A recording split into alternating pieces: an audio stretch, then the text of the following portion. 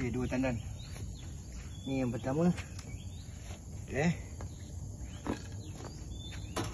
Ini kita nak buat kerepek pula. Berapa kilo kan? 6 kilo. Okey 6 kilo, 6.9. Okey, tengok itu pula. Sekejap. Okey.